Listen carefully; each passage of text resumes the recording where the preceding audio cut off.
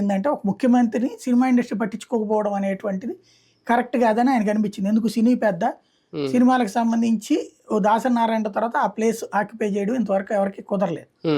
చిరంజీవి జోక్యం చేసుకోకపోతే సెట్ అయ్యేది అది అంతే కదా, ఎక్స్ట్రా షో గానీ ఎక్స్ట్రా మాట్లాడబట్టే కదా అలాంటి పెద్దరిక పాత్ర పోషించాలి. రెండు రాష్ట్రాల్లో ముఖ్యమంత్రులతో ఆయనే కదా మాట్లాడింది పెద్దరికంగా, వేరే వాళ్ళు ఎవరు కాదు కదా. అట్లాంటి పాత్ర చేస్తున్నటువంటి దశలో రాజకీయాల్లోకి ఎందుకు వెళ్ళాలనుకుంటాడు ఆయన? ఇంకా సినీ పెద్దగా ఒకటి, తన కుటుంబ పెద్దగా తనకు తమ్ముడు పోటీ చేస్తున్న కూటమి గెలవాలని కోరుకోవడంలో తప్పేం లేదు.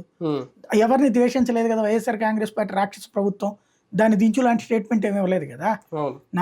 ఇట్లాగా నాకు సోదరులు లాంటి వాళ్ళు వీళ్ళిద్దరు పంచకాల రమేష్ సీఎం రమేష్ వాళ్ళిద్దరికి ఓటేయండి అని చెప్పాడు. అందులో తప్పేం లేదు.